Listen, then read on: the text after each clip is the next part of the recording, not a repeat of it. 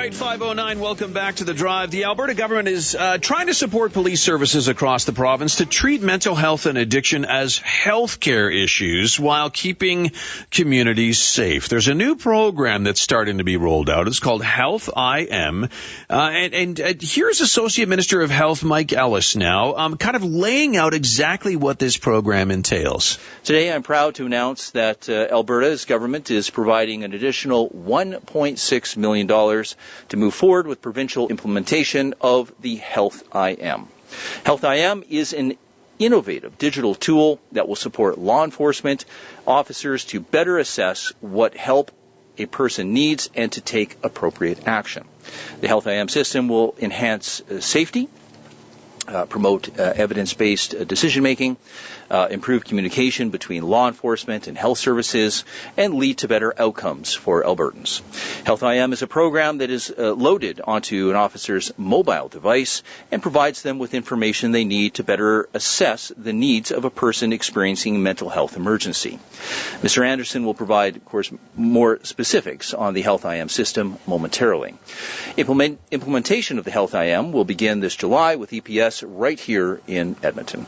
Then we'll look to roll out the Health IM to other areas of the province in a phased approach over the rest of the year. Okay, so there you go. So the key point in that aspect, in that clip there, is the fact that this Health IM, this app, this information is right on an officer's handheld device. So when they are responding to calls that they know have been flagged having a mental health connection, they have a lot more information to assess the situation going in. There's a pre-response safety briefing that includes de-escalation techniques as well. There's a screening tool that helps officers determine whether transportation under the Mental Health Act is to a designated facility is warranted or not. There's interagency communication supporting the officers as they respond using this new technique, or this technology, Health IM. And as you heard at the end of Mike Ellis's clip there, starting in Edmonton, it's going to be rolled out to the rest of the province. The goal is to have it all in place by the end of within a year or so, including, of course, CPS, the Calgary Police Service. But is this enough to accomplish what the province says it's going to accomplish? And that's why I'm welcoming my next guest to the show this afternoon. This is Katharine Heimbigner-Tenor. Katharine is co-chair of the mental health team of Calgary Common Good. Katharine, thank you for coming on the show this afternoon. Thank you for having me. So off the top, Katharine, what's your reaction to the program that was unveiled by the province today? Well, of course, we're always happy to see them trying to make efforts, so I'm going to give them that. However, an app can never replace appropriate training when dealing with someone in a mental health crisis. Yeah. So what would you have liked to have seen, Katharine, instead of just installing information on an officer's handheld device? Well, a couple of things that we'd really like to see. One is better training in trauma-informed care, which is really about understanding the brain science behind what is happening for people when they're in a mental health crisis. Typically, there's a trauma background and that trauma response. We hear about intergenerational trauma, residential schools, and all those sorts of things. Those things are coming into play. We need to recognize that the police, for no fault of their own, but the very presence of the police is an escalating situation. We have one gentleman we know who has a family member that's a police officer, and he says, I'm 6'4", and I'm in a police uniform, and I've got a gun. It doesn't matter how kind or compassionate I am, I escalate the situation. I'm often a trigger. And so we really need to see police partnered with mental health professionals that can really go out there and deal with the situation, because the police are trained to police and we need a mental health response. Yeah. It's interesting. I'm chatting with Katharine Heimbigner-Tenor this afternoon. Katharine is the co-chair of the mental health team with an organization called Calgary Common Good, talking about a program unveiled by the province today, trying to help with the situation when you have officers going to mental health calls. And Katharine, if you had a second person who is properly trained, is aware of the person that they're going to visit's history and that type of thing, how could that person then help de-escalate situations, for example, or help kind of assess quickly and decide whether the person that they're going to have a conversation with, that they're responding to, maybe perhaps needs to go to a facility as opposed to a jail? Yeah, well, actually, there's already an excellent program in place, which is the PAC team. The police and mental health professionals go out together, and it's shown to be fabulous. But there's only a few teams for the entire city of Calgary, for instance. So we would love to see that expanded. There's also mobile response teams that Alberta Health Services runs, and we would like to see those programs expanded as well. Okay. And would it be a matter of having, more of the mental health professionals, like more people power with respect to that? Or would it also make sense to train police officers a little bit on mental health situations? I think the answer is both. Oh, okay. Okay. Yeah. How would it help to have, I'm just trying to say, Katharine, why do you think it should be both? Well, because, we recognize that we certainly can't have a mental health professional in every police car or something like that. So we need that training as well.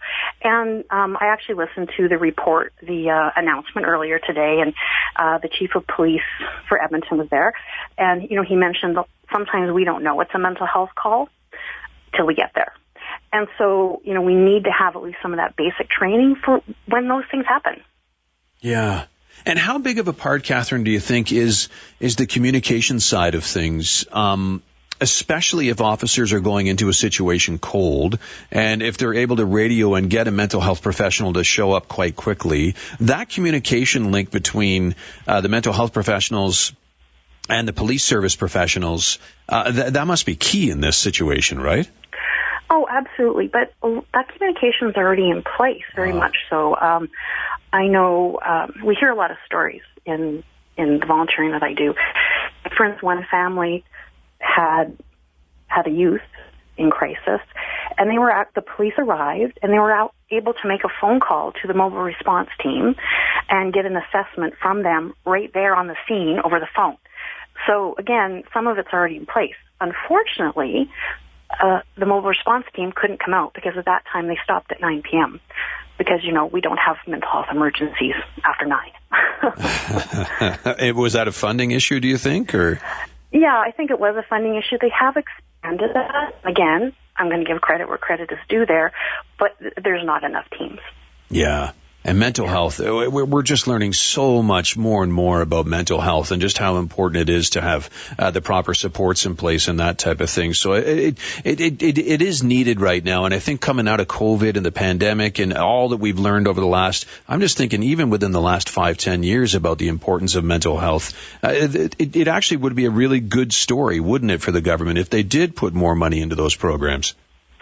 Oh, absolutely. And, the return on investment, if you want to think business-like, is just huge. Yeah. Especially when you, engage with the kids and everything, which is also something we really support, is getting mental health supports in schools. Get them the support when they're young. It's easier when they're little than when they're older. Yeah. Katharine, thank you for the conversation this afternoon. I appreciate your insight into this. Thank you. Thank you. Have a good evening. You too. All right, thank you. That's Katharine Heimbigner-Tenor. She's the co-chair of the mental health team of Calgary Common Good. A new announcement from the province today. It's a tech-based announcement, putting information for officers to use on their handheld device. It's piece of the puzzle, though, right? You got to have a de-escalation person on scene when it comes to some of these situations. And as Katharine, the point that Katharine made, and I agreed, it's a big one. A lot of times officers do not know that they're responding to a mental health situation until they get there. And then you need to be able to call in the mental health professional to de-escalate the situation. And if that mental health professional is not available because that mental health professional is off the clock now because there's not funding to have one 24 hours a day or a couple 24 hours a day, then we're into something serious, right? Yeah. It's a step in the right direction. It's a step. When we come back after this short break on the drive.